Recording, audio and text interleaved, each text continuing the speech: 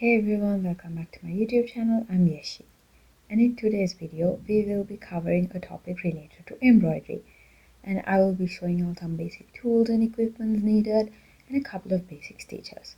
Later I will also be showing you all some examples of my personal work where I have used these stitches. Let's hop right into the video.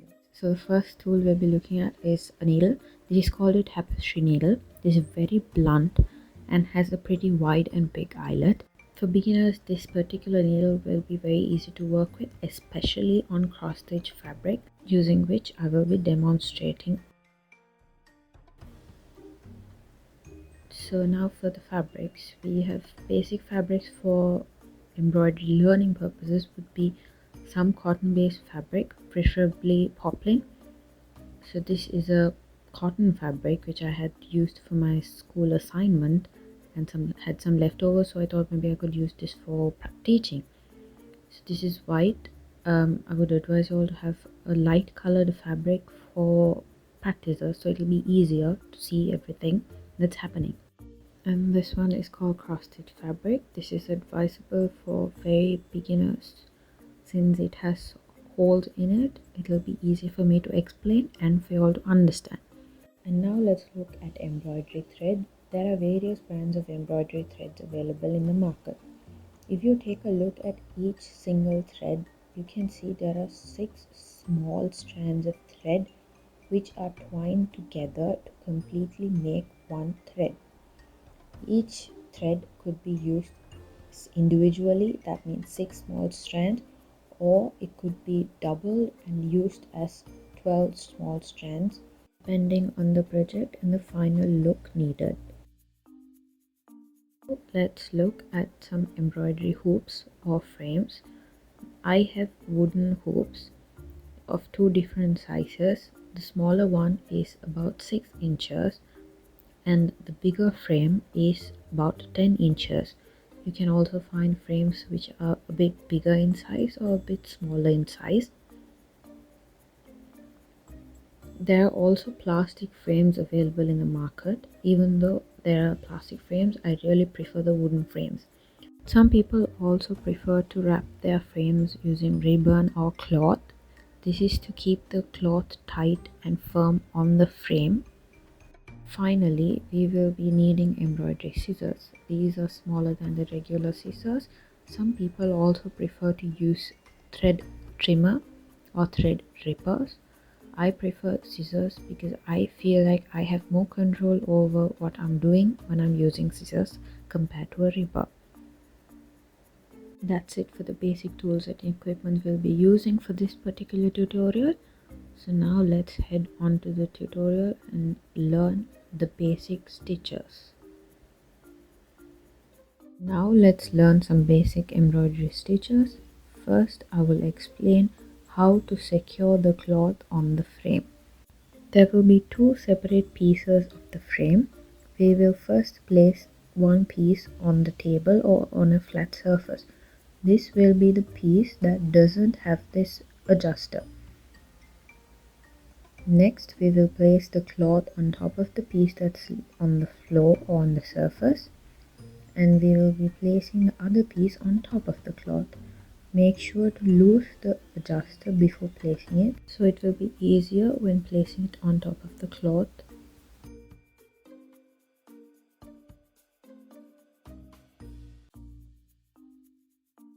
So you attach it like that. Pull the cloth from all the sides just to make sure that it's secure and tight on the frame. You can also tighten the adjuster to make sure it's fully secure.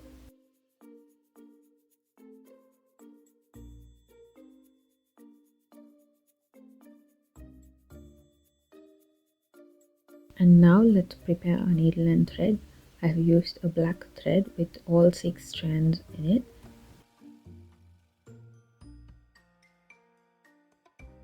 So when placing a knot in the thread, make sure the knot is as thick as the needle, because when the needle places a hole on the cloth, there is going to be a hole depending on the thickness of the needle. That means you have to have a thick knot if the needle is thick in order to keep the thread secure.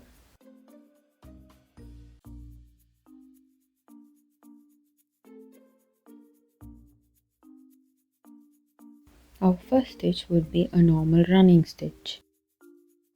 For this, poke the needle through the cloth, pull it, count 3 boxes. Because we're using cross stitch fabric, it's easier for me to explain the length using boxes. 3 boxes and poke it down. Now the space between each stitch depends on the final outcome you're looking for. I will show how equal spacing would look like. Since I used 3 boxes for the stitch, I am going to be leaving 3 boxes in between each stitch as well. I bring the needle up after 3 boxes. Again we count 3 boxes and poke the needle down.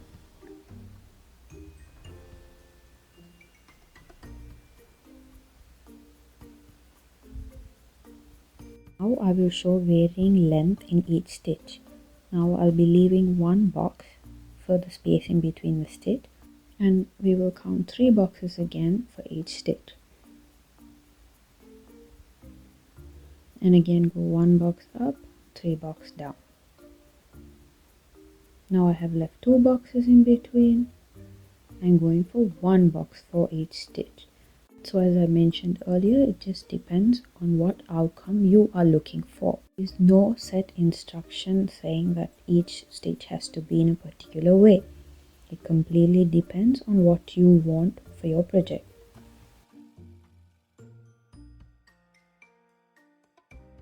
Now I will show how to secure the stitches using a final knot on the back. It will be a normal knot. So you just make a loop, poke your needle through the loop and pull.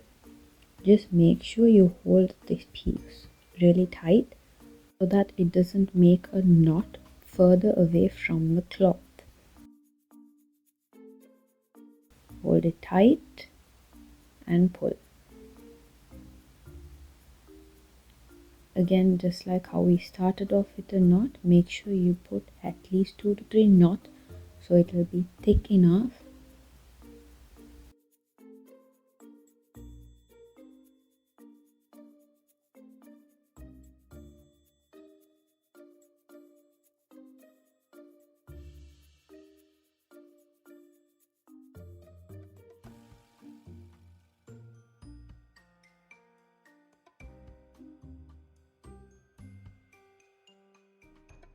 Now it's all secure, we can just trim the excess thread.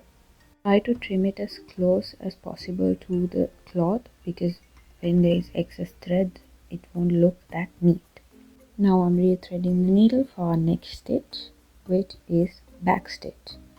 So you start off just like the regular running stitch. Count 3 boxes, go down again. And now count 3 boxes forward, just like how you would leave the space in a running stitch. But instead of going forward from the 3 box space, we are going to go backwards and poke the needle through the same place where we ended the first stitch. Now we will be counting 3 space, so including the second stitch, it will be 6 boxes forward from where we ended and go back 3 boxes and poke the needle. I will show it once more. Now I'm going 2 boxes forward and 2 boxes backwards, poke the needle through the last stitch.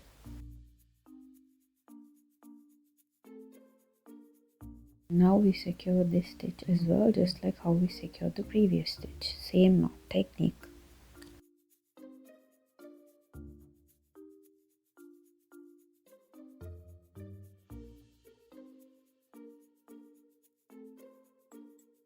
The next stitch I will be teaching today is called a stem stitch. So just like the regular stitches, poke the needle from where you want to start the stitch. And we're going to count 3 boxes forward.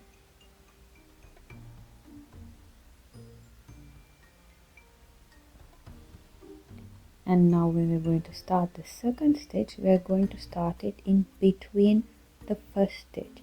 So in this case, I am going to take one box inside, and again count 3 boxes, so that will be 1 box from the first stitch and 2 new boxes, and poke the needle down. So in this particular stitch, it's better if all the stitch sizes are the same. Now again, because I'm showing it on cross stitch fabric, I can show it with box counts.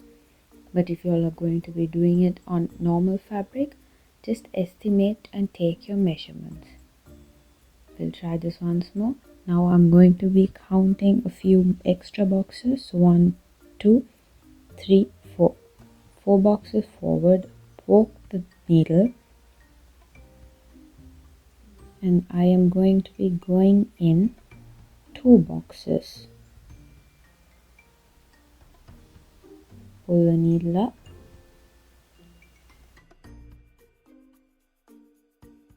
So again, for this stitch as well, you can vary the stitch sizes, but try to keep it equal. So if you go 3 boxes per stitch, continue that throughout. Again, this completely depends on the final outcome that you are looking for.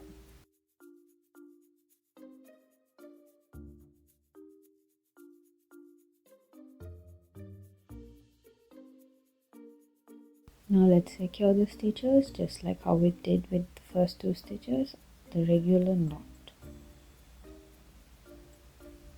and cut the thread as close as possible to the cloth. Now I'm threading the needle for our final stitch for this video. It's called a French knot. When you are threading the needle with quite a long piece of thread, make sure the 2 ends of the thread are close. This way you can avoid any tangles while stitching. As usual, make sure to put the knot as thick as the thickness of the needle. Now as you can see in this thread, the gap between the 2 thread ends aren't too far apart. Poke the needle through the place that you want your French knot to be.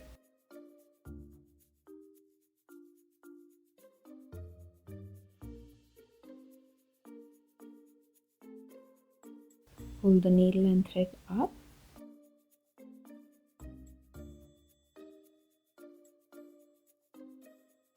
Fold the one piece of thread towards the side, put the needle on top and rotate the thread around the needle. The thickness of the French knot depends on how many rotations the thread goes around the needle. Now poke the needle right next to where you started this knot. Hold the thread with your finger tightly. Twist the needle from beneath and pull. This way it will move easily and fast. French knots can be a bit tricky and difficult. I am personally not a big fan of French knots, but they look really good on embroidery pieces. A little bit of practice and you all will get the hang of French knots.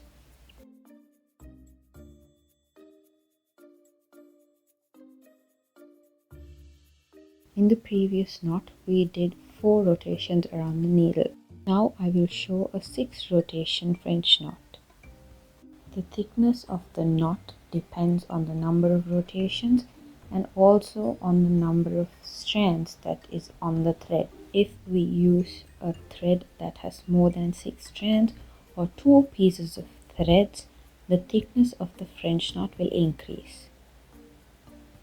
Now I have rotated the thread 6 times around the needle. I'm struggling a bit to bring the needle down. Loosen and tighten as needed. Now poke the needle as close as possible to the start of the knot. Hold the other piece of thread securely with your finger. Twist the needle, push it and pull it down.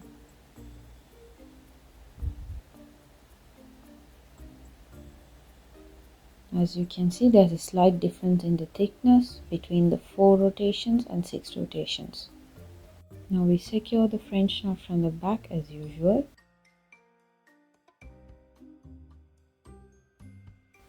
Trim it as short as possible. and we are done with our first 4 stitches. Now I will be showing some of the personal work that I have done using these stitches. This is one embroidery piece that I made using running stitch and French knots. Throughout the dress, I have given the same size for each stitch and the same gap, but just the hem of it, I wanted it to look this way, so I've given different length.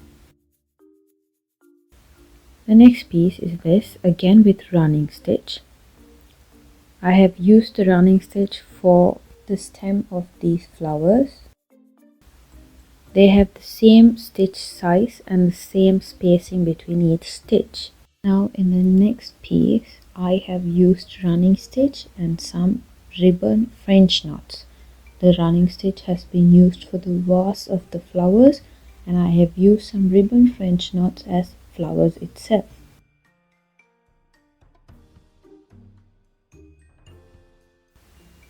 The spacing between each stitch is the same and the size of the stitches are also same. Now in the next piece I have used running stitch and French knot. Running stitch has been used for the bicycle, whereas the French knots have been used as flowers. Again, throughout the bicycle, the spacing between each stitch and the size of each stitch remains the same. Except for the baskets where I wanted to show some difference, so I made longer stitches and smaller gaps between each stitch, but the outline still remains the same. These French knot flowers were made using different rotation numbers just to show some difference in thickness.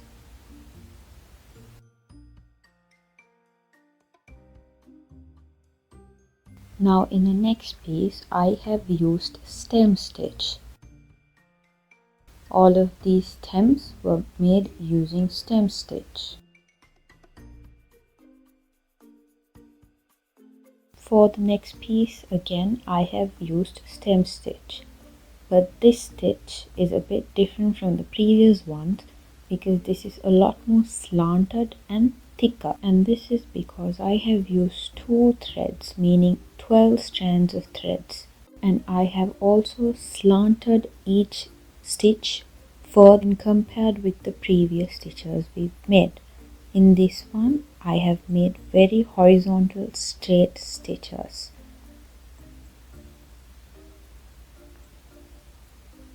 Whereas in this one it's a lot more slanted. That is why it looks different. And now in the final piece I have used back stitches and French knot. Back stitches are really good when you're trying to do letter embroidery, that is embroideries that have letterings in it. These French knots are of different rotation numbers and thickness. I really hope I managed to teach you all the basics of embroidery in this video. For more interesting content, please subscribe to my channel. Stay safe and take care.